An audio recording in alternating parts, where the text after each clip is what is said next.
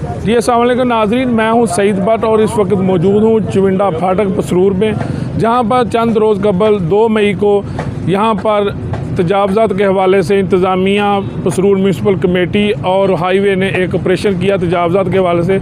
यहाँ पर जो ठेले या रेडी वगैरह या खोखे वगैरह लगाए थे उन तमाम को हटा दिया गया था, जिसकी वजह से इन जो यहाँ पर मेहनत मजदूरी करने वाले फ्रूट वाले या दीगर जो भी अपने बच्चों का पेट पाले था उनका रोज़गार मुकम्मल तौर पर बंद हो गया था।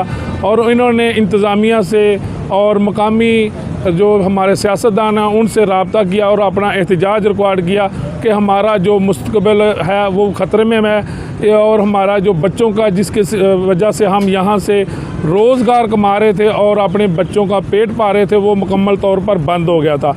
इसके बाद इनके राणा मोहम्मद फ़याज़ MP साहब से मुज़ाकरात हुए। हमारे साथ मौजूद हैं सदर ताहिर महमूद ताहिरी साहब, इनसे बात करते हैं। अस्सलाम वालेकुम। वालेकुम सलाम। अच्छा बताएं कि क्या हुआ था आपके साथ?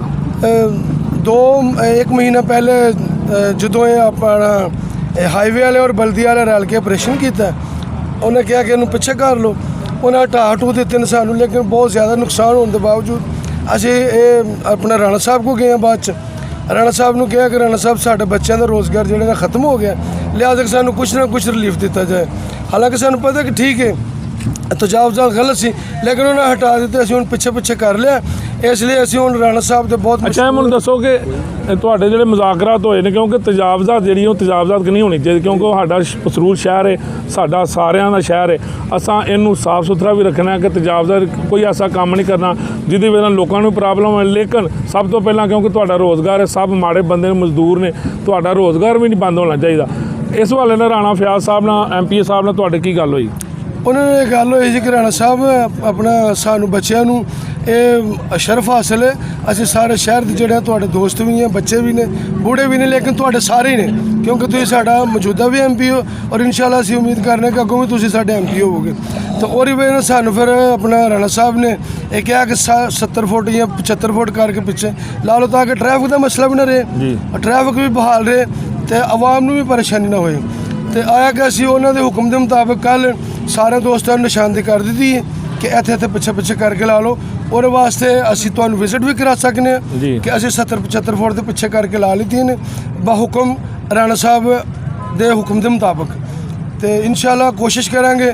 अच्छा तुसीं हुण की कहोगे राणा फ़याज़ साहब नूं इस हवाले नाल? असीं उन्हां दा शुक्रिया अदा करना चाहते हैं कि सारे दोस्त जिहड़े ने और बेहद शुक्रिया अदा कर रहे उन्होंने दा कि साढ़े वास्ते उन्हें बहुत अच्छी एक कोशिश की है, महकमे नूं राज़ी किया, आया कि चलो गरीब आदमी ने इन्हों रोज़ी कमान दी। अच्छा तुसीं की कहोगे जनाब? राणा साहब का शुक्रिया अदा करने को उन्होंने साढ़े वास्ते जदोजहद करके तो साढ़े बच्चों का मुस्तकबिल वास्ते असी लाहे अमल करके तो अपना रोज़गार कमाने पे अलहमदुलिल्लाह। जी जनाब तुसीं की कहोगे? ਅਸੀਂ ਵੀ ਰਾਣਾ ਸਾਹਿਬ ਦਾ ਸ਼ੁਕਰੀਆ ਅਦਾ ਕਰਾਂਗੇ, ਠੀਕ ਹੈ ਨਾ, ਸਾਨੂੰ ਖਿਲਾਣ ਦਿੱਤੇ ਨੇ। ठीक हाँ जी हज़रत साहब। ਅਸੀਂ ਵੀ ਰਾਣਾ ਸਾਹਿਬ ਜੀ ਸ਼ੁਕਰੀਆ ਅਦਾ ਕਰਦੇ ਹਾਂ ਜੀ, ਸਾਨੂੰ ਉਹਨਾਂ ਰੋਜ਼ਗਾਰ ਦਿੱਤਾ, ਸਾਡੇ ਬੱਚਿਆਂ ਦਾ ਰੋਜ਼ਗਾਰ ਖੁੱਲ੍ਹਿਆ, ਅਸੀਂ ਉਦੋਂ ਦੇ ਵਿਹਲੇ ਸਾਂ, ਸਾਡੇ ਤੇ ਚੁੱਲ੍ਹੇ ਵੀ ਬੰਦ ਹੋ ਗਏ ਹਨ। ठीक है। अच्छा जिस तरह तुसीं वेख रहे हो कि इन्हां सारे दोस्तां ने, अच्छा तुसीं की कहो रहे भाजी?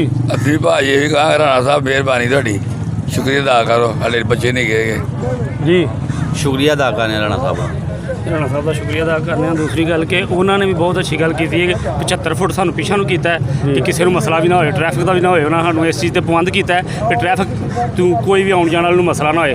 असीं उन्होंने कहा कि तुहाडी मेहरबानी, असीं जिहड़ी हदूद लाई हो तो पिछा रहांगे, अगे नहीं आवांगे, तो उन्होंने बहुत बहुत शुक्रिया है, बहुत बहुत शुक्रिया राणा जी है। जिस तरह तुहां इन्हां सारे दोस्तों की गल सुनी है, इन्हां दा यह कहना है कि असी अल्लाह के फजल के नाल कानून के मुताबिक चलांगे और राणा मोहम्मद फ़याज़ साहब का शुक्रिया अदा करने कि उन्होंने इन्हां सारियां दोस्तों का जिहड़ा एहतजाज सी, उन्होंने एहतजाज नूं समझना कि एक अच्छा उन्होंने जी कि उन्होंने यह कहना कि इंशाल्लाह असी कानून के मुताबिक काम करांगे और किसी किस्म का जो ट्रैफिक का वो मसला नहीं पैदा होने देंगे और अपने रोज़गार, अपने बच्चों के रोज़गार वास्ते इंशाल्लाह इंतजामिया नाल तावन करांगे।